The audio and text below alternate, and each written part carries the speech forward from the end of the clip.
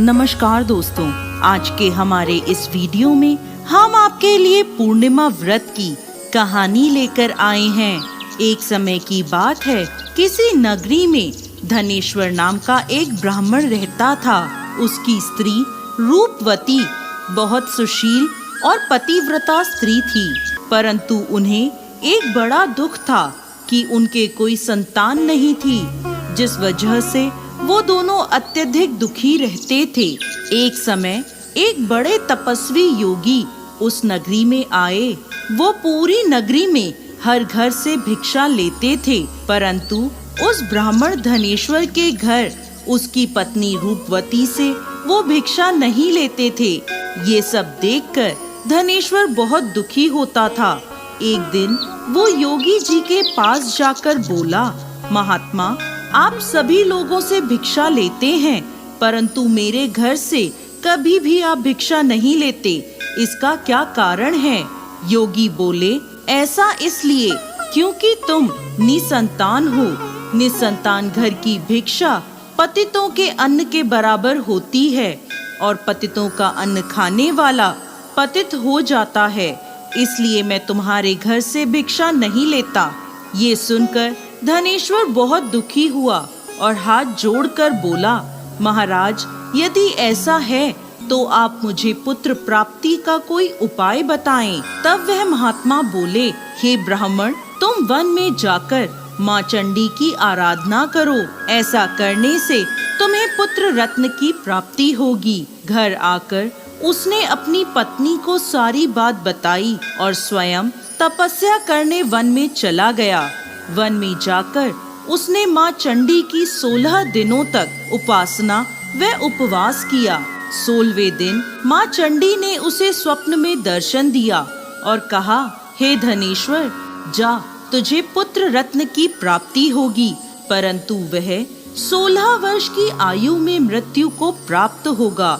यदि तुम दोनों स्त्री पुरुष 32 पूर्णमासी का व्रत विधि पूर्वक करोगे तो वह दीर्घ आयु होगा। जितनी तुम्हारी सामर्थ्य हो उतने आटे के दिए बनाकर शिव जी की पूजा करना। प्रातःकाल इसी स्थान पर तुम्हें एक आम का वृक्ष दिखाई देगा। उस पर चढ़कर एक फल तोड़कर शीघ्र अपने घर चले जाना और वह फल अपनी पत्नी को खिला देना। भोलेनाथ की कृपा से उसे गर्भ धारण होगा। जब वह ब्राह्मण प्रातःकाल उठा तो उसे उस स्थान पर एक आम का वृक्ष दिखा, जिस पर अत्यंत सुंदर आम का फल लगा था। धनेश्वर ने वृक्ष पर चढ़ने के कई प्रयत्न किए, परंतु वह वृक्ष पर चढ़ नहीं पा रहा था। तब उसने भगवान श्री गणेश से प्रार्थना करी, हे विघ्नहर्ता, मेरे इस विघ्न को दूर करिए, जिससे मैं आम का फल तोड़ पाऊं। ऐसी प्रार्थना करके जब उसने वृक्ष पर चढ़ने का प्रयत्न किया तो वह वृक्ष पर चढ़ गया और वहां से वो आम का फल तोड़ लाया और लाकर अपनी पत्नी को वह फल दिया और कहा, भोलेनाथ को याद कर ये फल खा लो। कुछ समय पश्चात उसकी स्त्री गर्भवती हो गई। भोलेनाथ की कृपा से उसे एक अत्यंत सुंदर पुत्र रत्न की प्राप्ति हुई, जिसका नाम उन्होंने देवी दास रखा। पुत्र प्राप्ति के साथ ही धनेश्वर और रूपवती ने पूर्णमासी का व्रत रखना आरंभ कर दिया। जब उनका पुत्र 16वें वर्ष में लगा तो माता पिता को चिंता हो गई कि उनके पुत्र की इस वर्ष मृत्यु निश्चित है।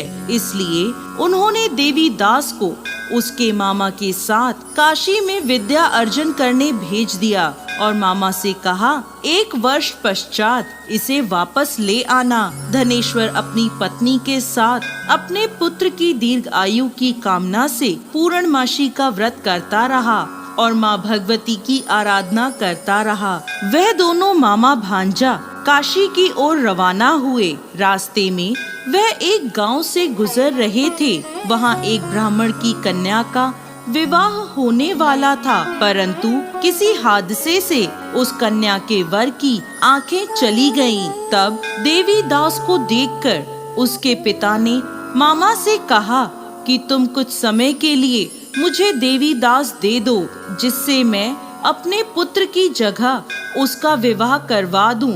उसके बाद तुम इसे वापस ले जाना। मामा ने कहा, कन्यादान में जो कुछ भी मिले वो सब यदि आप हमें दे दो तो मैं अपने भांजे को बारात का दूल्हा बना दूंगा।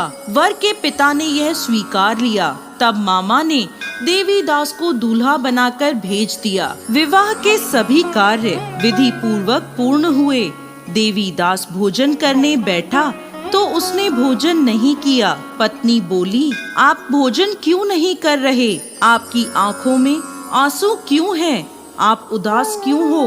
तब देवीदास ने सारी बात उस कन्या को बता दी। वह बोली, ये तो ब्रह्म विवाह के विपरीत है। ऐसा कैसे हो सकता है? मैंने अग्नि के सामने आपको पति बनाया है। देवीदास ने कहा, ऐसा मत कहो, मेरी आयु बहुत छोटी है। मेरी मृत्यु के बाद तुम्हारा क्या होगा? उसकी पत्नी बोली, जो होगा वो देखा जाएगा। देवीदास जाने लगा तो पत्नी को 3 रत्नों से जड़ी एक अंगूठी दी और एक रुमाल दिया और बोला, मेरे जन्म मरण को जानने के लिए तुम एक पुष्प वाटिका तैयार करो। उसमें नव मल्लिका लगाओ और उसे खूब सींचो। यदि वह सूख जाए तो समझ लेना मेरे प्राण निकल चुके हैं, और यदि वो हरी भरी रहे तो ये समझ लेना कि मैं जीवित हूँ। ऐसा संकेत देकर वो चला गया। प्रातःकाल होते ही उस कन्या ने अपने पिता से कहा, ये मेरा पति नहीं है। मेरा पति वो है जिसका रात्रि में मेरे साथ विवाह हुआ था। यदि ये मेरा पति है तो बताए, रात्रि में हमारी क्या बात हुई थी? इसने मुझे क्या दिया था? ये सुनकर वो बोला, मुझे कुछ नहीं पता, मैं कुछ नहीं जानता। वो लज्जित होकर वहाँ से चला गया। मामा भांजा काशी विद्या अध्ययन के लिए चले गए।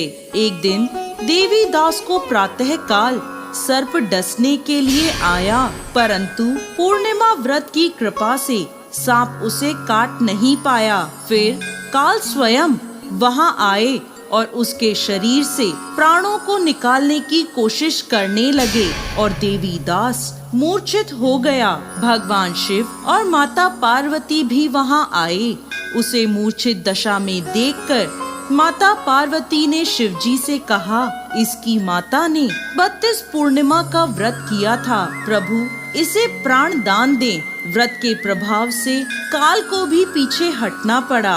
उसकी स्त्री उसकी प्रतीक्षा करती रही। उसने देखा कि पुष्प वाटिका में कुछ भी ना रहा। साथ ही देखते सब कुछ वापस हरा भरा हो गया। ये देखकर वो समझ गई कि उसका पति जीवित है। 16 वर्ष पूरे होने पर दोनों मामा भांजा काशी से वापस चल पड़े और कन्या के घर पहुँचे। कन्या ने अपने वर को पहचान लिया। वहीं ब्राह्मण धनेश्वर 32 पूर्णिमा का व्रत करने से पुत्रवान हो गया। दोस्तों, जो स्त्रियां 32 पूर्णमासी का व्रत करती हैं, वह सदा सौभाग्यवती रहती हैं। यह व्रत पुत्र पौत्र को देने वाला और सभी मनोकामनाओं को पूर्ण करने वाला है। भोलेनाथ की कृपा से 32 पूर्णमासी का व्रत करने वालों की सभी मनोकामनाएं पूर्ण होती हैं। बोलिए शिव शंकर भगवान की जय। माता पार्वती की जय।